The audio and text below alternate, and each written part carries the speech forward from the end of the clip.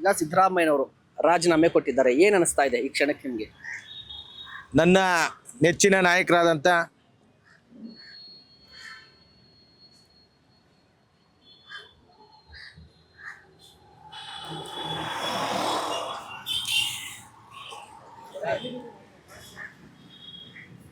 ಸಿದ್ದರಾಮಯ್ಯ ಸಾಹೇಬರಲ್ಲಿ ಧೀಮಂತ ನಾಯಕ ನಿನ್ನೆ ರಾಜೀನಾಮೆ ಕೊಟ್ಟಿದ್ದಾರೆ. ಭಾರಿ ದುಃಖ ಆಗ್ತಿದೆ.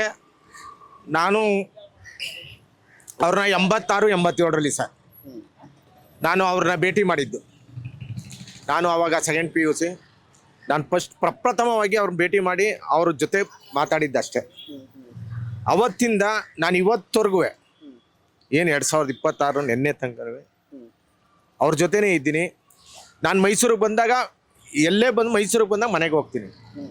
ಅವರು ಏನಾದ್ರು ನನ್ನ ಕೆಲಸಗಳು ಯಾವುದೇ ತಗೊಂಡೋದ್ರು ನೋಡ್ತಾರೆ, ಏನೋ ಅಂತಾರೆ, ಅಪ್ಪ ಹಿಂಗೆ ಅಂದರೆ ಆಯಿತು ಅಂದ್ಬಿಟ್ಟು ಅರ್ಜಿ ಇಸ್ಕೋತಾರೆ, ನೋಡ್ತಾರೆ, ಸೈನ್ ಹಾಕ್ಕೊಡ್ತಾರೆ. ಅಂಥದ್ದೆಲ್ಲನೂ ಮಾಡಿದ್ದಾರೆ. ಅವರು ಏನು 5 ಗ್ಯಾರಂಟಿ ಕೊಟ್ಟಿದ್ರು, ಎಲ್ಲ ಬಡವ್ರಿಗೆ ಕೊಟ್ಟಿರೋದು. ಯಾರೋ ವಿರೋಧ ಪಕ್ಷದವ್ರು ಹೇಳ್ಬೋದು, ಗ್ಯಾರಂಟಿ ಇಲ್ಲಿ ದುಡ್ಡು ಕಿತ್ತಾಕ್ತಾರೆ, ಅಲ್ಲಿ ದುಡ್ಡು ಆ ಸಿದ್ದರಾಮಯ್ಯನವ್ರು ಜೈಮಾನದಲ್ಲೇ ಬಂದಿಲ್ಲ ಆ ಥರ. ಅವರು ಏನೇ ಆದ್ರೂ ತುಂಬ ಹಳ್ಳಿ ಗಾಡಿನ ಬಂದಿರೋದವರು. ಮಾತು ಹೊರಟು ಮನಸ್ಸು ಹೃದಯ ಚಿನ್ನ. ಅಷ್ಟು ಯಾರೇ ಏನಾದ್ರು ಕೂಗಾಡಿದ್ರು ಆಮೇಲೆ ತಿರ್ಗಿ ಅವರೇ ಕರೀತಾರೆ, ಬಾಯ್ಲಿ ಏನು ಅವ್ರು ಕೂಗ ಇಲ್ಲಿ ಅಂತಾರೆ. ಆ ಥರ ಮನಸ್ಸು ಅಂಥ ನಾಯಕ ಇನ್ನೆಲ್ಲೂ ಸಿಗಲ್ಲ.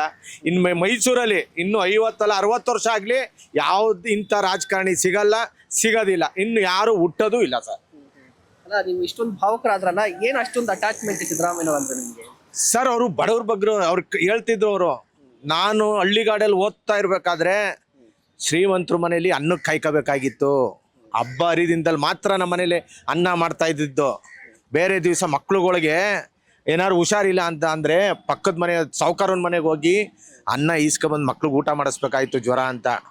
ಅಂಥ ನಾಯಕ ಇವತ್ತು ರಾಜೀನಾಮೆನ ಇದ್ದಕ್ಕೆ ನಮಗೆ ಶಾಕ್ ಆಗ್ಬಿಟ್ಟಿದೆ. ಏನು ಮಾತಾಡಲಿಲ್ಲ, ದುಸ್ರಾ ಮಾತಾಡಲಿಲ್ಲ. ರಾಜೀನಾಮೆ ಕೊಡ್ತೀನಿ ಅಂತ ಹೇಳಿದ್ರು. ಅದಕ್ಕೆ ಕಟ್ಟ ಕಡೆಯ ವ್ಯಕ್ತಿನೂ ಹಸಿವೆ ಮಲಗಬಾರ್ದು, ಹೊಟ್ಟೆ ತುಂಬ ಊಟ ಮಾಡಿ ಮಲಗಬೇಕು ಅಂತ ಏನೋ ಅವ್ರ ಕಾನ್ಸೆಪ್ಟ್ ಇಟ್ಕೊಂಡಿದ್ರು. ಅದು ಇನ್ನು ಮುಂದುವರಿಸ್ಕೊಂಡು ಹೋಗ್ಲಿ. ಸಿದ್ದರಾಮಯ್ಯನವ್ರು ಯಾರೇ ಇವತ್ತೇನಾದ್ರು ಎಲ್ಲೇ ಕೇಳಿ ನೀವು, ಅವ್ರು ಯಾರೇ ಬಡವ ಊಟ ಮಾಡ್ತಿದ್ರು, ನಾನು ಸಿದ್ದರಾಮಯ್ಯನವ್ರು 11ರಿಂದ ಊಟ ಮಾಡ್ತಾ ಇದ್ದೀನಿ, 2,000 ರೂಪಾಯಿ ಕೊಡ್ತಾ ಇದ್ದಾರೆ, ಅದ್ರಲ್ಲಿ ಜೀವನ ಮಾಡ್ತೀನಿ. ಇವತ್ತು ಮಕ್ಳುಗಳು ನೋಡಿ, ಓದಿ ಈಗ PUC ಮಕ್ಳುಗಳು 2,000 ರೂಪಾಯಿಂದ ನಾನು ಸಿದ್ದರಾಮಯ್ಯನವ್ರ ಪ್ರೇರಣೆಯಿಂದ ಫಸ್ಟ್ ಕ್ಲಾಸಲ್ಲಿ ಬಂದಿದ್ದೀನಿ ಅಂತ ಹೇಳ್ತಾರೆ. ಅಂಥದ್ದೆಲ್ಲ ಇದೆ ಸರ್. ಅಂಥ ನಾಯಕನ್ನ ನಾವು ನಿನ್ನೆ ರಾಜೀನಾಮೆ ಕೊಟ್ಟು ಇನ್ನು ಯಾರು ಬರಲಿ, ಯಾರು ಬರಲಿ, ನಮ್ದೇನಿಲ್ಲ.